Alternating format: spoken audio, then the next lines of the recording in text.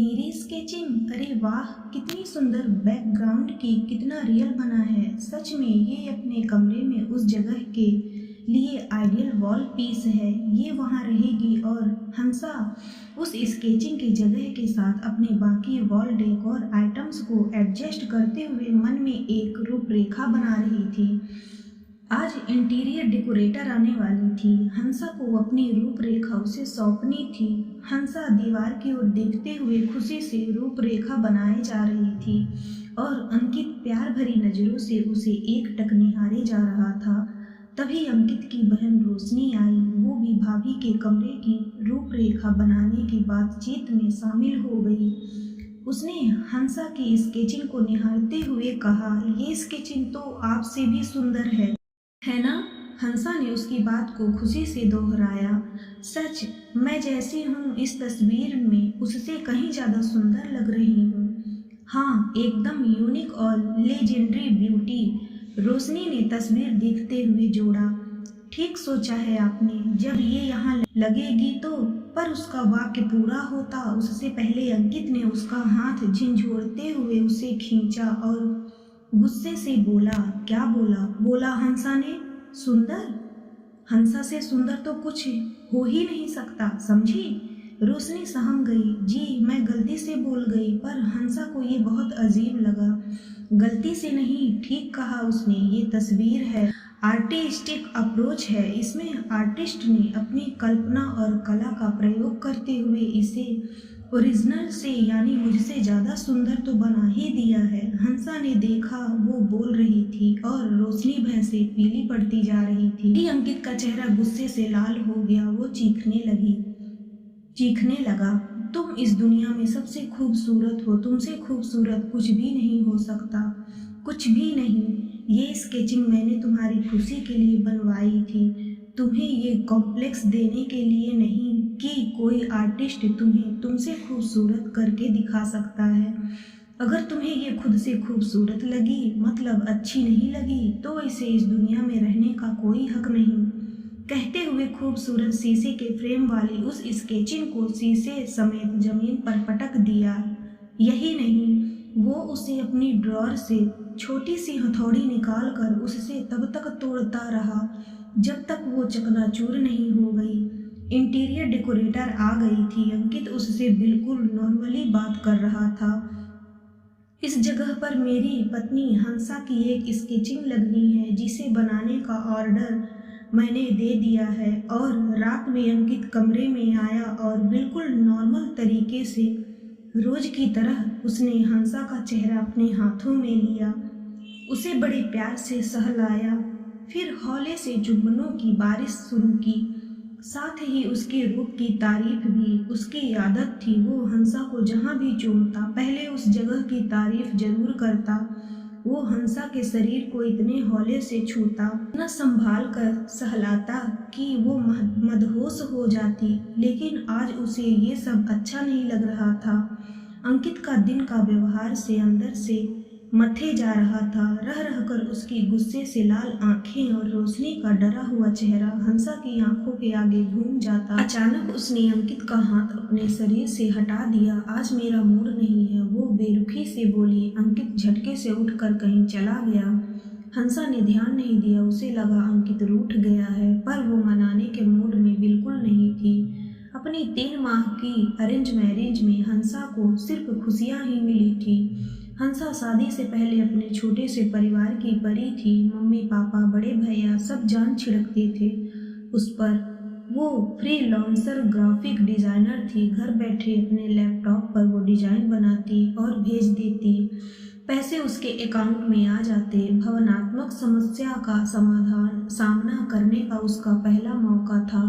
वो मन ही मन सोच रही थी कि अंकित को उसकी इस हरकत के गलत होने का एहसास कैसे कराएं कि उसे ठक ठक की आवाज़ सुनाई दी। उसने पलट कर देखा कि अंकित सुबह वाली हथौड़ी अपने हाथ पर धीरे धीरे मार रहा था। उसने अचक चाकर स्विच ऑन किया तो अंकित गुस्से से लाल आंखें देखी। अगर ये हाथ तुम्हें अपने प्यार का यकीन नहीं दिला सकते तो इन्हें टूट जाना चाहिए। गुस्से भरे शब्द कानों में पड़ते ही हंसा दहशत में आ गई। ऐसा नहीं है अंकित, कहते हुए वे उसकी ओर दौड़ी। अंकित ने हथौड़ी छोड़ दी और उसे अपनी आगोश में कस लिया। चुंबनों की झड़ी लगाई और उसे प्यार करता ही गया। उस रात अंकित ने उसे अपनी बाहों में पल भर भी अलग नहीं किया। दूसरे दिन अंकित, उसकी बहन रोशनी, मॉम और डैड सभी सहज लग रहे थे, लेकिन हंसा के मन में तूफान मचा था। ये प्यार नहीं, पागलपन है। उसे अंकित से डर लगने लगा, पर उससे ज्यादा खतरनाक और डरने की बात ये कि घर में सब नॉर्मल थे। कोई इस टॉपिक पर बात करने को तैयार ही नहीं था।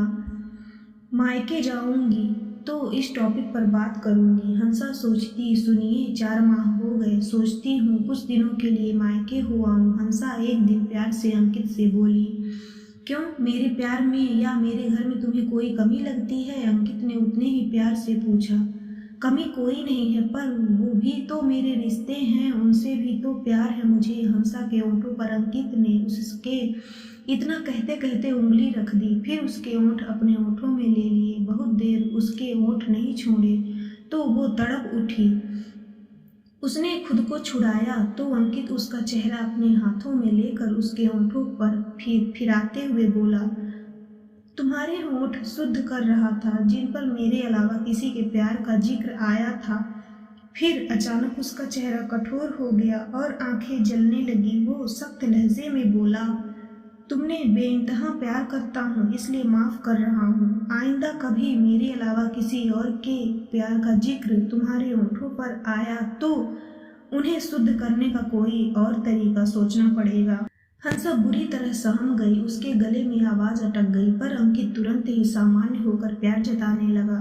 हंसा के गले में वाक्य अटके रहे कि आज मूड नहीं है, और अंकित उसे प्यार करता रहा। उस दिन पहली बार हंसा को लगा कि वैवाहिक बलात्कार शायद इसी को कहते हैं। दूसरे दिन पता चला कि फोन में नेट कनेक्शन और नेटवर्क नहीं है। हाँ, आज से तुम मेरे प्यार की कैदी हो। अंकित जैसे उसका मन पड़ता हुआ बोला, तुम्हें यहाँ किसी चीज की कमी नहीं है, ना होगी। तुम्हारे डिजाइन्स सब पूरे हो जाएंगे और भेजने होंगे, तब मेरी उपस्थिति में नेट ऑन होगा। तुम अपने क्लाइंट्स और परिवार के साथ बात भी कर सकोगी, पर मेरी उपस्थिति में।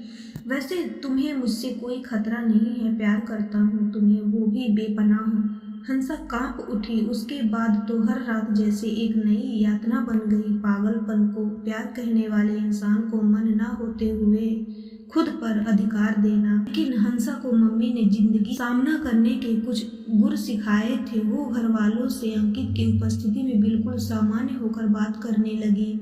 कुछ समय बाद एक रात उसे दुलराते हुए बड़े प्यार से बोली, मुझे तुम्हारे प्यार का यकीन हो गया है, मैं बहुत खुश हूँ। मुझे अब जिंदगी में तुम्हारे अलावा किसी की जरूरत नहीं, किसी से प्यार नहीं। मुझे अपने साथ मेरे मायके ले चलो और साथ ही लौटा लाना।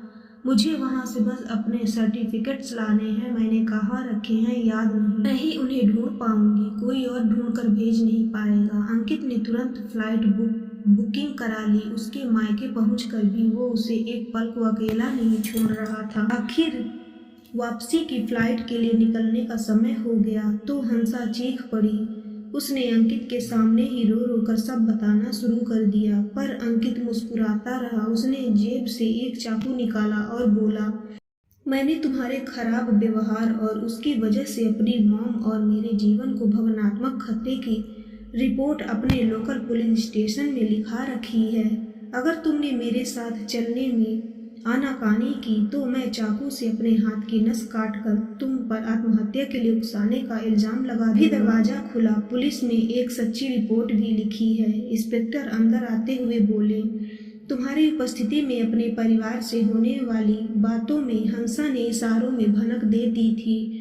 उन्होंने रिपोर्ट भी लिखा दी थी और तुम लोगों के आने की खबर पाकर हम भी आ गए थे। घर के बाहर इंतजार कर रहे थे, क्योंकि हंसा को यकीन था कि जब वो तुम्हारे साथ लौटने से मना करेगी तो तुम कोई ना कोई नाटक जरूर करोगे। यहाँ हुई सारी बातें ऊपर लगे कैमरे में रिकॉर्ड भी हैं। अब हंसा का परिवार अंकित के दीवानेपन से उसे मिले जख्म भरने में लगा है।